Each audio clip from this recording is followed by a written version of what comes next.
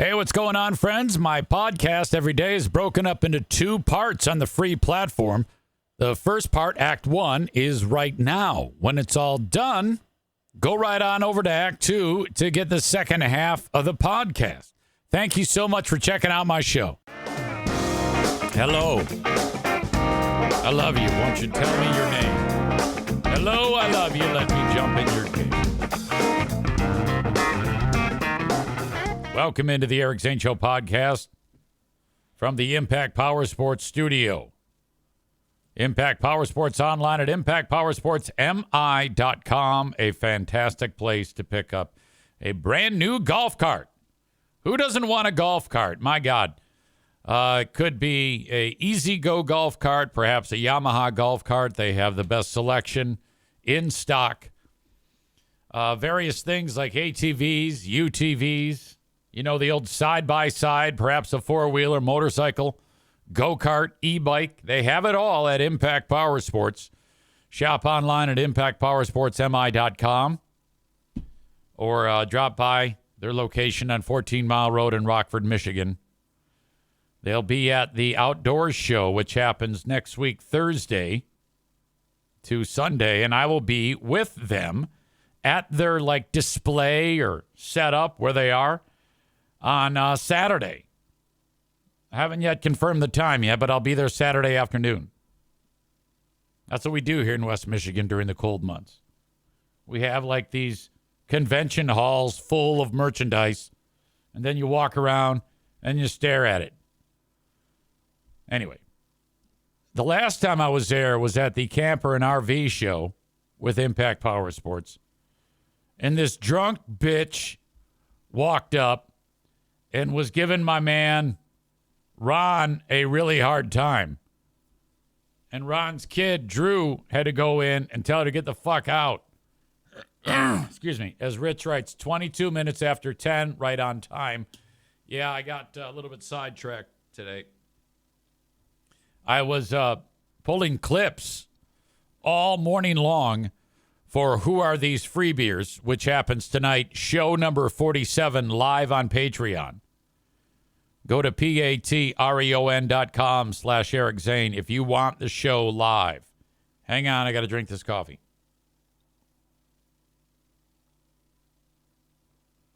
It's going to be a good one. Ben Glaze has lifted clips from two segments in particular. And I don't know. I think one of them they kind of just stumbled upon. But another one they actually had it written down as, all right, we're going to talk about this. And it's written out as, give us your most whimsical thing or quality about you. What do you think it is that you like that is whimsical? And right away I saw that and I went, I have a hard time defining that. Whimsical. What would be something, an example of something whimsical? And they also struggled with that. So the first half of the segment is them well, what does this even mean? Yeah, you know your content is going to start off and complete poorly if you don't even know what the main guy who's writing it down on the show plan knows what it is. I mean, is there an easier word to throw in there that might have an easier time getting the message across? I don't know. They never really got that far. But it turned into a complete shit show of just, I don't know. I really struggle with people who listen to that and go, yeah, this is great. And because every time I listen to it, I'm like, what the fuck are they doing? What's going on here? Why? Why are we wasting so much time on something that's nonsensical? It doesn't even have a point. A pointless segment is what it boils down to. Nothing interesting, nothing of substance at all, nothing funny. I think they're just basically describing shit that makes them seem like pussies, is what it seems like to me. Maureen says, like I believe in fairies or something. So strange.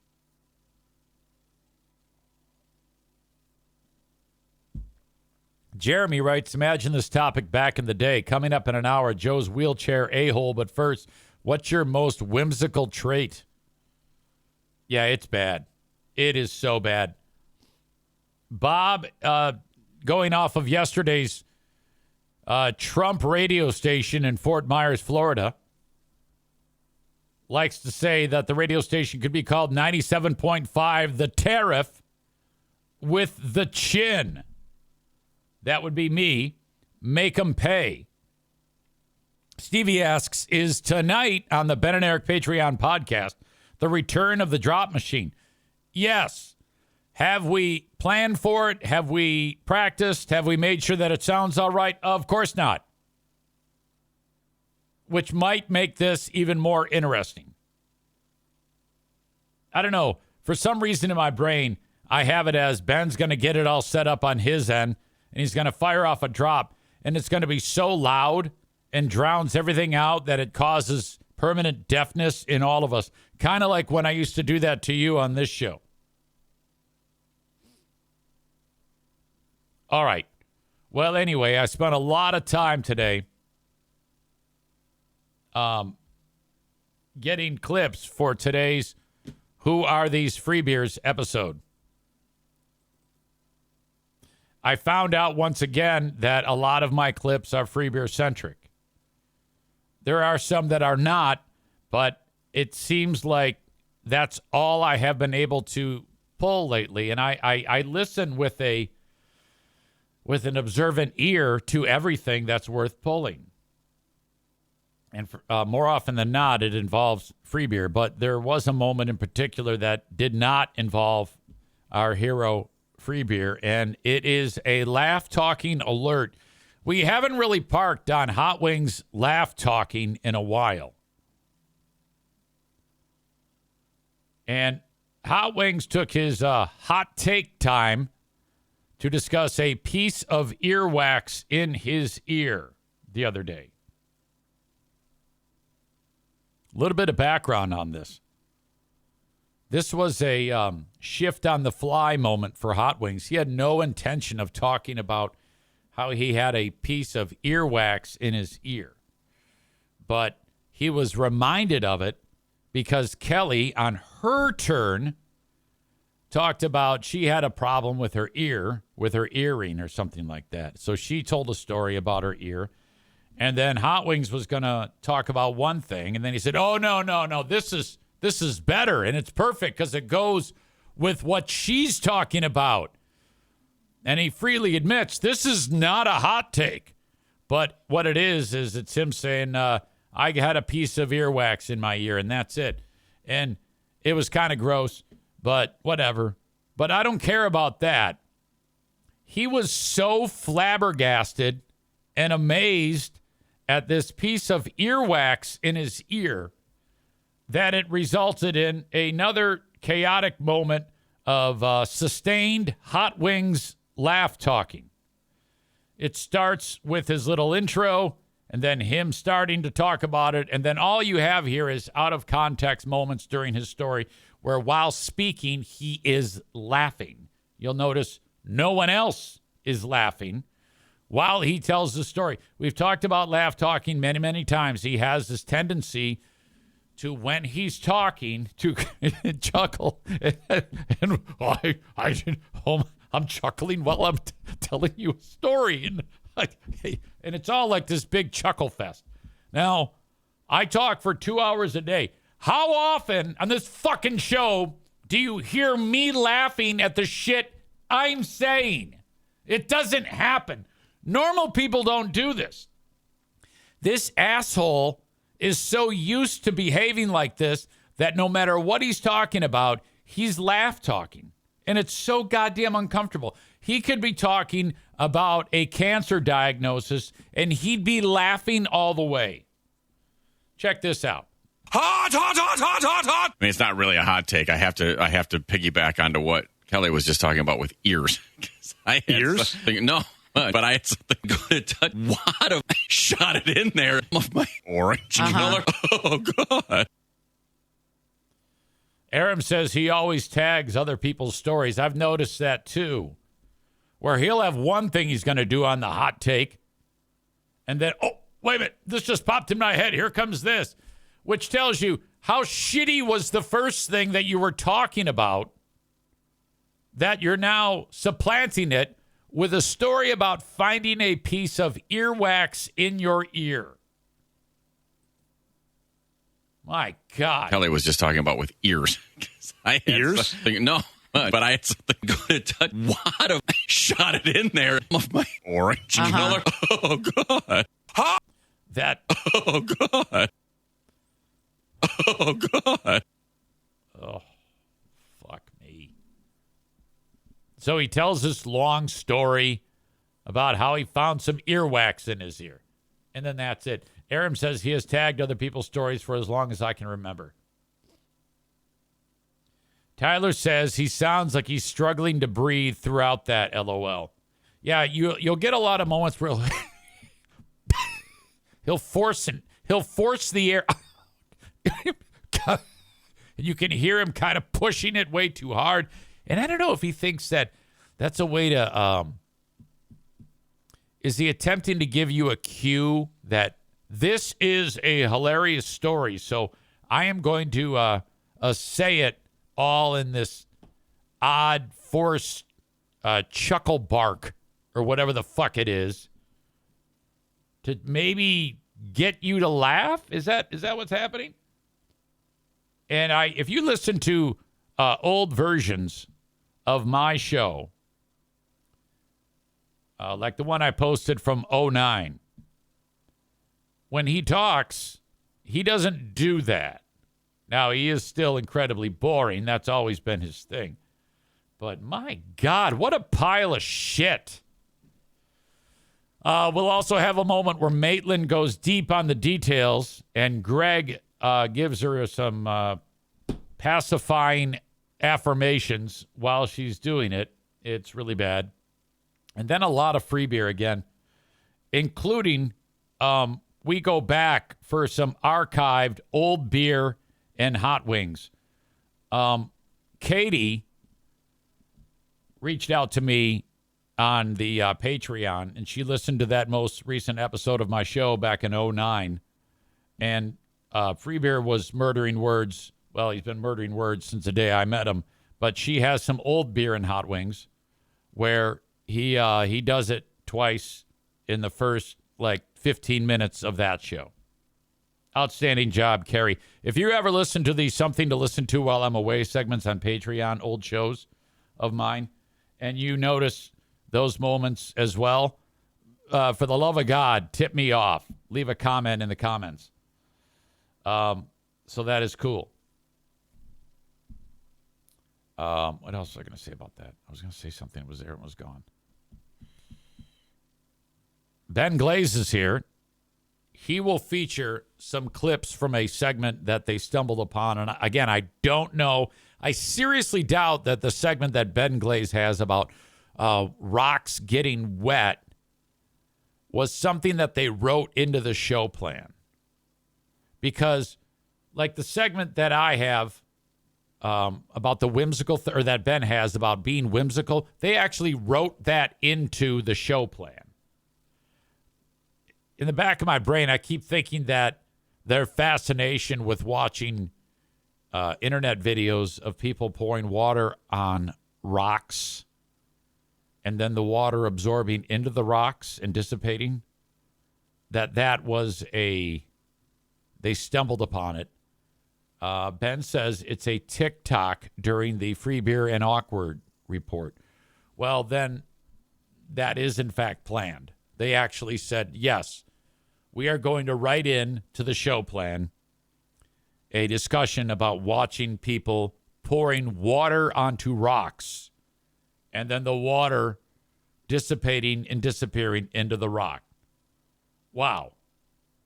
I was even giving them the benefit of the doubt, but no, they planned that. Jeremy says to Molly, who has Her only introduction to free beer and hot wings is through this show, since she showed up here not that long ago.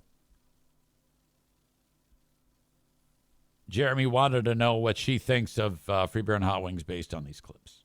She said, I had to dip the last 10 minutes. I missed it. Well, yeah, but you've heard them before because we've talked about it.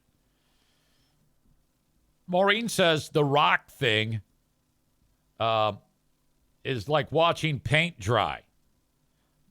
Molly adds she's been here since December of 23. So 1 year and 3 or 4 months. God, it doesn't seem like that long. Oh, my God. Aram says, I hope I never hear another wacky snack chat again. I actually do. I hope I hear snack chat. I'm a fan of Top 16 Little Debbie snacks. We got so much mileage out of that. I was able to pull a lot of clips. I have 26 clips, some of which are drops from previous clips. Free beer feigning interest when Maitland is talking. Self-loathing free beer is described. Another fine example of free beer talking so fast that the brain tumor he has deletes a letter or a word from a sentence. We're gonna park a lot on free beer saying usually instead of usually, because as he puts it, I can't do it. And it's like, yes, you can. You just haven't tried and worked it out, idiot. We are adding a clip to the Free Beer and Hot Wings sexual harassment file as Greg takes it a bit too far with Maitland. This is an incredible moment. And I now have 5 clips of blatant sexual harassment on that show that if anybody pisses off either Kelly or Maitland and they feel like they want a pound of flesh, if you reach out to me, I have a whole file of moments when the two of you ladies have been sexually harassed on the air by these creeps. This one, though, that I have is the worst example that we've had up to this point. We've had comments where Greg's talked about sticking fingers up asses. We've had comments about being flat-chested, more than one. This one makes those look like a walk in the park. A direct question is asked to Maitland by Greg, and it might be one of the most awkward things I've ever heard in my life. You'll be able to feel the blood draining out of your face as Maitland gives her fun factoids for the game Name That Blank. It's mind-boggling what the hell happens. All right. That happens tonight, 6 p.m. Eastern time on my Patreon. Sign up for 7 days free. To do that, you go to patreon.com/Eric Zane. You'll need a payment form, a credit card. Put it in there. You will not get charged. Take care of all that. Okay, go. And then immediately cancel it. Even though you've canceled it, you're still getting the 7 days. I do that so that you don't get inadvertently charged. I don't want to inadvertently charge you. I want you to try it out for 7 days free, risk-free. And then at the end of the 7 days, if you still want it, and you will because it's great, you go back in and retoggle your card, and then I will charge you $5 or $10 a month. As we have 46 other episodes of that show, plus all of the other content, the dozens of hours every month that I put up on my Patreon. My God. All right. I want to get into Trump. A little bit of post-mortem on that joint session of Congress, I think that was like a victory lap, wasn't it? I mean, some people were saying it was the State of the Union. That was not the State of the Union. I'm not sure why it came about, if it was just to rub Democrats' noses and shit because of what they feel is the right direction for the country, and basically saying, scoreboard. The Democrats weren't having it. They were sitting there quietly, not really giving Trump the time of day. No matter what he did, they didn't clap. A lot of them didn't show up. The one guy with the cane, he got thrown out. The rest of them are holding up signs that said, fuck you, and Elon, fuck Elon, and Trump lies, or whatever the fuck, false. That was awesome. We need more of that. And then there was Cancer Kid. The 13-year-old kid who's got brain cancer, and he was made an honorary cop, and then they made him an honorary Secret Service member. The kid's eyes lit up. He's like, oh, my God. 13-year-old kid, dad holds him up over his head like, Lion King. And then a Secret Service guy gives him a hug. And it was a feel-good moment. Democrats are like, fuck you. Fuck you and fuck this kid. They couldn't even clap for that. Now, I didn't think about it yesterday, but thank you to Rainbow Flag Jeremy. This is a great point.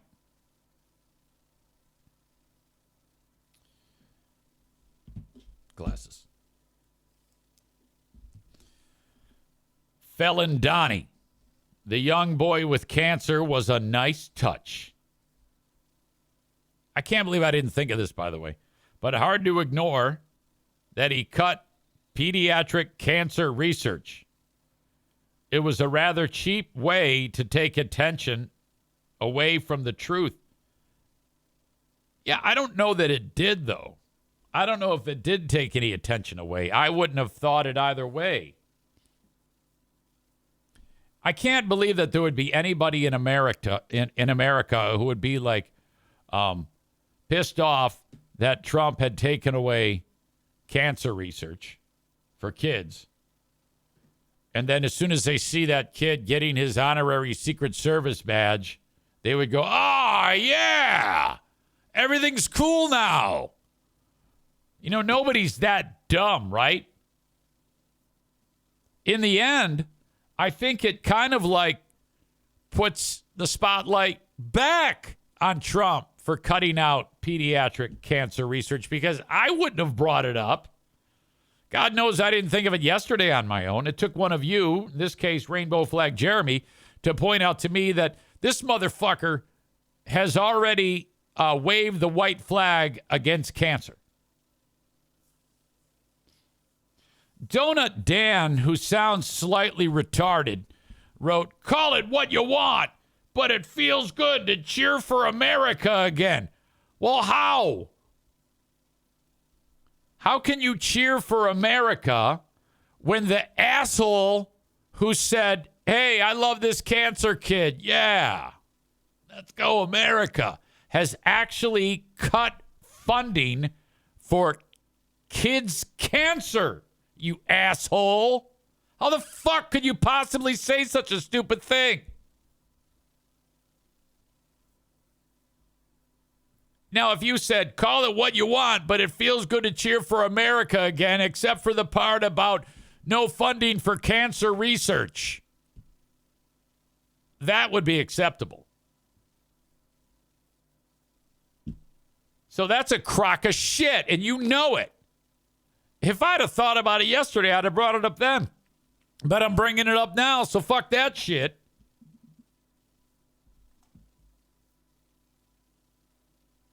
Trump has said, all right, we're wiping out everything. Now, I am all for when they wipe out. I saw there was a list of things that have just been wiped out, spending on, like, there was an alpaca farm in, like, Brazil that U.S. aid was giving, like, $1 million to. And shit like that. Yeah, I'm cool with that.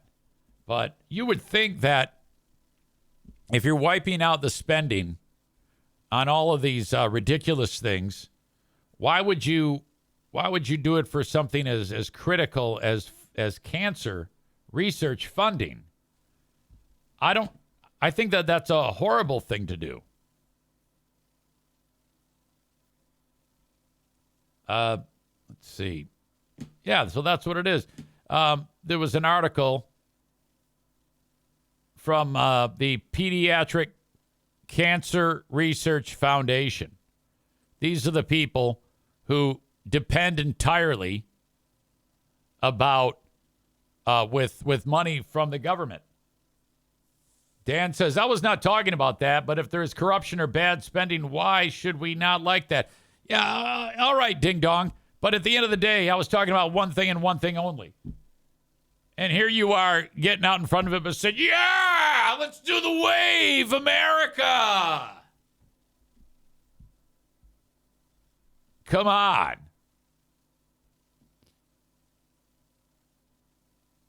Paul says, ha, the whole thing was embarrassing for America. Did you catch? I wouldn't say it was embarrassing.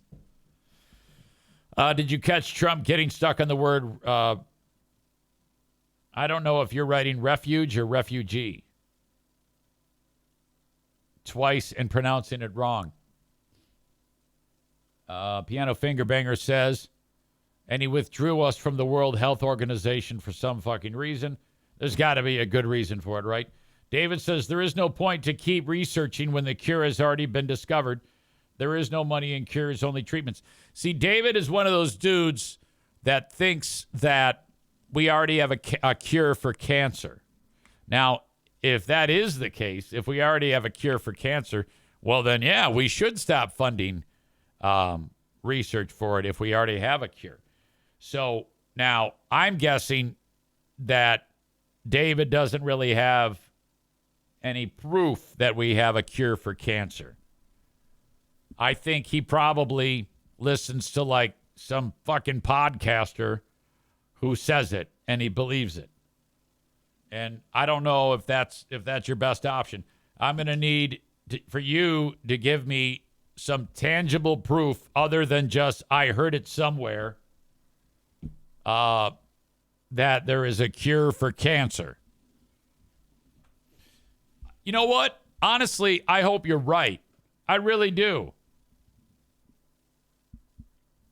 That would be something if you actually were correct and cancer is 100% curable right now. I agree with you. I am fed up with people saying, oh, we're so close. We're so close to getting a cure. And like, it's not. It's not close at all. I don't know what this means, but Starman writes, the cure is called Rick Simpson oil. Don't know what that means. Nick says, cure for cancer, stop filling your body with poison shit. Chris says, cancer is a blanket term. There's a ton of different cancers. Yeah, I know. The only embarrassing thing for America is corrupt Democrats sitting on their asses. Cole says at least corrupt Republicans are chanting USA, USA, USA. David says, I did not hear it on a podcast. It's just my belief. Wait a minute, that's even worse. You mean you made it up out of thin air?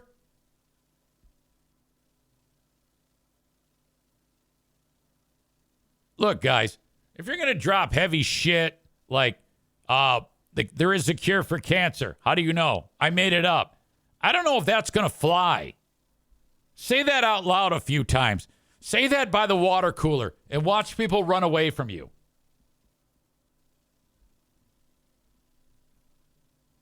I think that's an example of you said the quiet part out loud.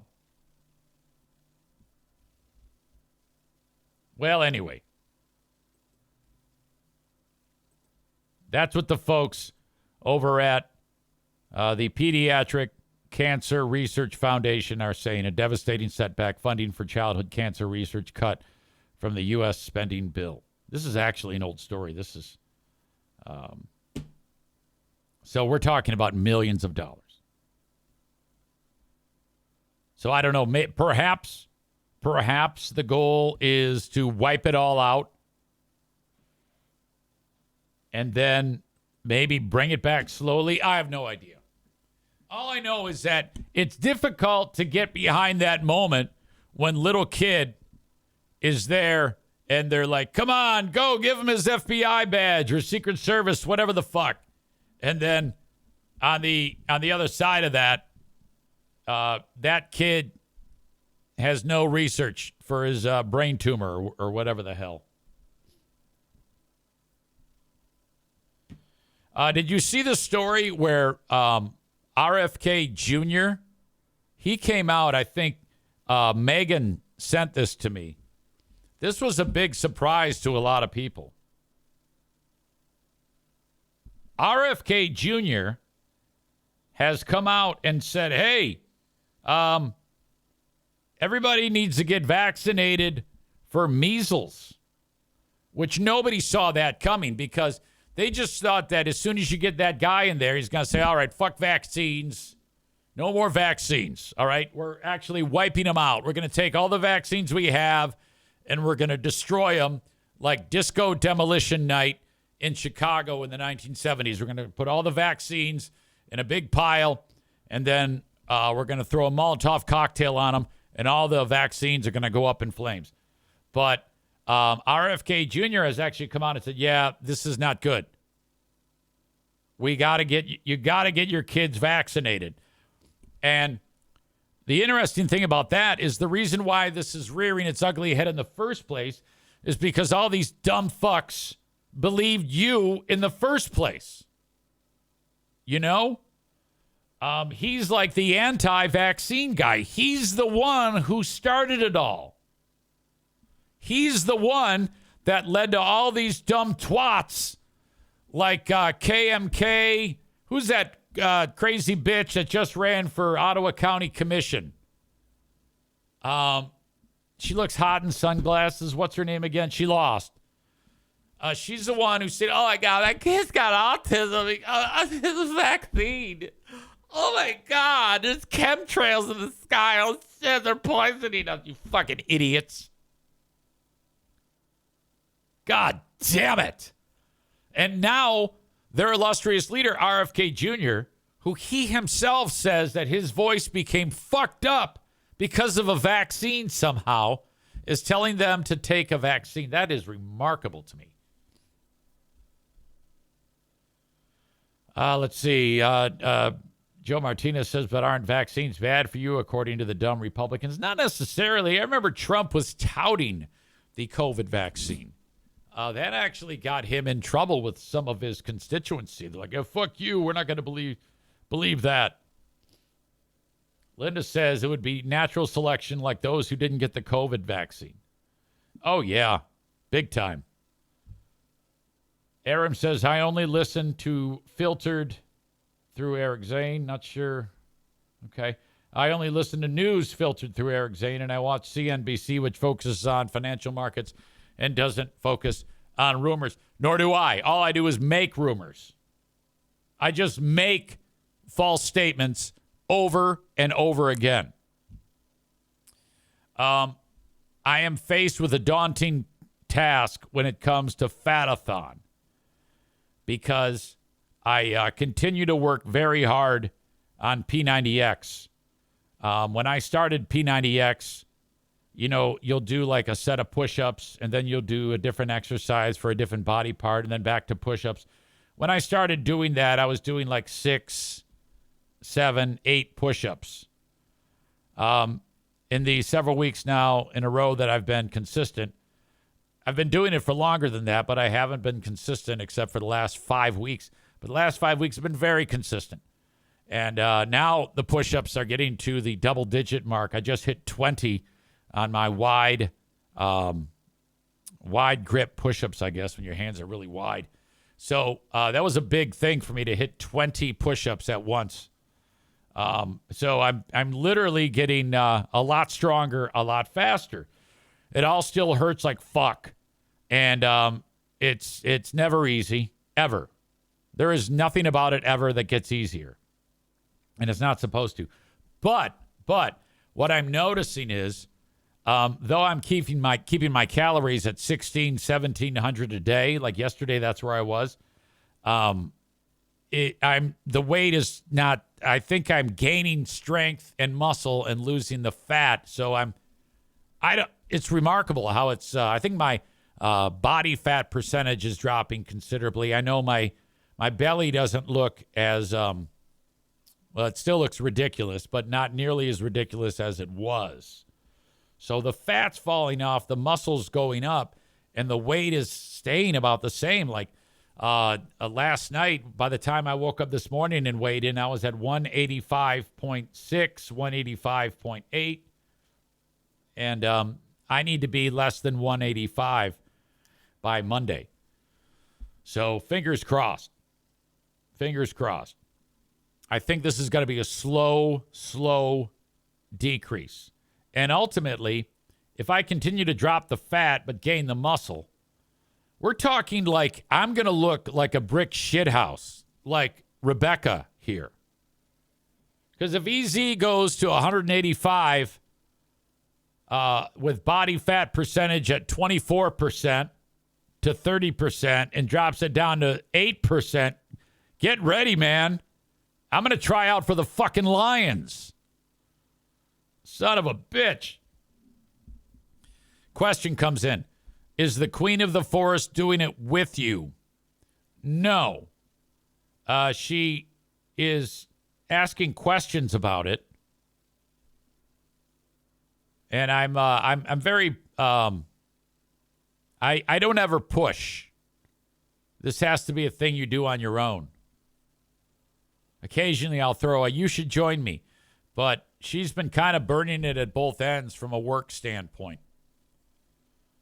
So unless she gets up early, I don't know the time that she's going to be able to get it in. But what she could do is I keep doing that diet, and she asked a question. What diet are you doing? What diet? I go, well, I'm just following the instruction manual on P90X, which is all like, it's quite simple to follow. I don't want to explain it here. It's boring to explain it. And she's like, okay. So it's not like she eats horribly at all. You know, she's a little bitty. She's 4'11". How much can she possibly eat? But I pack her lunch every day. Packed her the salad today. Donut Dance is good for everyone on Fatathon. I stopped eating most breads and cut down on sugars, and I've lost 13 pounds since New Year's. Outstanding. Which, by the way, I saw a recipe yesterday that I'm going to try this weekend. Oh, my God. You put in the blender in a whole orange. You put some oil, like vegetable oil or whatever. You add flour, baking powder, sugar, salt, and I forget what else. And you turn it on. And then it's like a paste, but you can pour it out. It's like pudding almost. And you pour it into like a bread pan, and then you throw it in the oven for 40 minutes. And you've got this ridiculous orange bread. Oh, and I forgot, like a whole cup of sugar. You got to put a whole cup of sugar in there. So this is not diet food. But one day a week, I kind of like, do what my gut tells me, and that is pig out. So that's going to be fun. I'm going to eat the whole fucking loaf. I've never made bread in my life, but I'm looking forward to this. Recipe looked good. I'll let you know how it goes, and I'll include it because I'll tell you a story about it of something ridiculous that happened along the way. I'm getting some folks that are reaching out to me and saying, hey, Eric, the indoor football team in Grand Rapids is back. There was an indoor football team years ago called the Grand Rapids Rampage at Van Andel Arena. And Dan DeVos, the owner of the team, along with the owner of the Griffins, I remember I saw him at one of the Christmas parties, and because he also owns a portion of the Chicago Cubs, and he owns the Orlando Magic, and he loves buying sports teams. And I was talking to him about it. I go, what's that like on a dollars and cents thing? He goes, the worst thing I ever did in my life was buy and found the Grand Rapids Rampage. I go, oh, yeah, what's up? He says, well, because of this reason and that reason, I just lost a ton of money. It was horrible. So I was surprised to see that the Grand Rapids Rampage are coming back. I go, oh, wait a minute. But this has, I don't think this has anything to do with him. So I don't know. Whoever is behind this, and the article didn't say, they might have had to ask them, hey, can we use that logo and that name? Or maybe they bought it off him. I don't know. Or maybe it was free to be taken. You know, maybe there was no intellectual licensing that was affiliated with them, or they just didn't give a shit. So a news story goes out, Grand Rapids Rampage. Right away, I hear from people, are you doing this? Are you doing PA? I'm like, I don't know. This is indoor football or indoor arena football. I don't know if it's indoor. I know it's arena football, which is indoor. I don't know. The reason why I say that is because I reached out to the people I know. I go, hey, what's going on with this? We don't know. We think this teams in other areas where they play it at a local high school. I'm like, uh-oh. Okay. Well, that right away, that just screams low rent to me. That just screams poverty, you know, which it can work. But I need more information. The article didn't say where they were playing, didn't say who the ownership group was, didn't say when or anything like that. It was just an announcement that they're going to be doing it. So who knows? Nick says moving the Grand Rapids Rampage to the winter from the summer killed it. I remember when on my old show when we used to go to those games and we'd be at field level and the players would walk in and they used to get so pissed off because of the heckling that we would put on them. I don't know if they couldn't handle it or what because we were so close. But they'd walk by and like one guy would pass me and I'd go overpaid. And then the next guy, I would slow. Next guy, old. Next guy, bankrupt. You know, just saying all these cut right to the bone insults. Gay. That was when you could say that and it was just a joke. You know, it wasn't a big deal.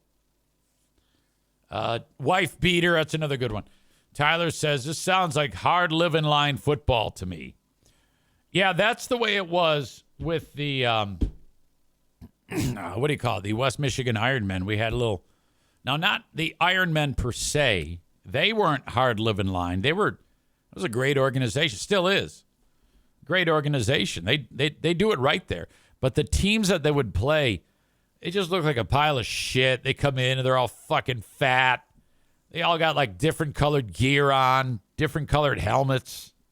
Can't play, suck. Awful. Hey, folks, if you're watching the show on Facebook or YouTube, I'm about to kick you out. Tyler says back then another insult was probably F rhymes with bag. Yes. So if you're watching the show on Facebook or YouTube, it's time to say goodbye. The rest of it is on Twitch. Twitch.tv/Eric Zane Live. That's twitch.tv/Eric Zane Live. Or download the Twitch app and just search at Eric Zane Live, all one word, and you will be in business. If you want to send me an email, you can do it on the Shoreliner Striping inbox, eric@ericzaneshow.com. And then, of course, Patreon tonight. I already talked about that. Chris says, holy shit, we used to heckle the other team too. No wonder they would get so pissed. Everyone was heckling them. Nick, who works at the arena where they would play, says setting up football was such a nightmare. There was third shifts. I didn't leave until 11 a.m. the next morning. My God. What a pain in the ass. All right, yeah, so I don't think it's happening at Van Andel Arena.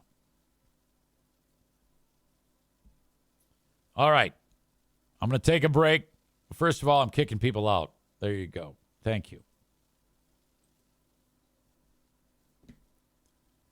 Taking a break. We've got more coming up. What? I'm not sure yet, but we'll get to it. I do have something. I'm too lazy to look. Okay. Stand by, and I will talk to you in just a bit. Okay, I got a sore throat alert. When I finished the podcast day yesterday, I could feel like this, whatever it was, this fatigue on my throat. And I'm always pretty protective of this. So I'm going to try to keep it as low-key as possible in order to finish this up the way that it's appropriate. You know, I mean, I feel it hurts again, which is never good, and that's usually an indicator that I'm doing too much. So I'm hoping that if I, kind of take it easy for the rest of this show, we'll be fine. Let's see. Man Bun Chris says, dang, how long have you worked at the arena, Nick? I think he's worked there for a couple of decades at least. So there's a guy in, I think, South Carolina. That's where Patrick is right now, who's going to be put to death.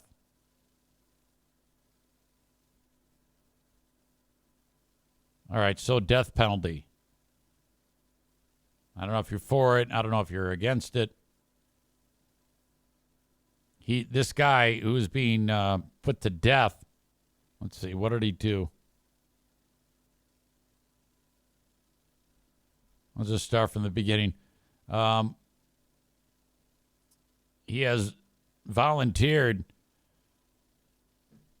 to be shot firing squad style. 67-year-old Brad Sigmund has opted not to die by electrocution or lethal injection. He's going to be executed tomorrow. The last firing squad execution was carried out in Utah in the year 2010. This is the guy right here. He's being put to death.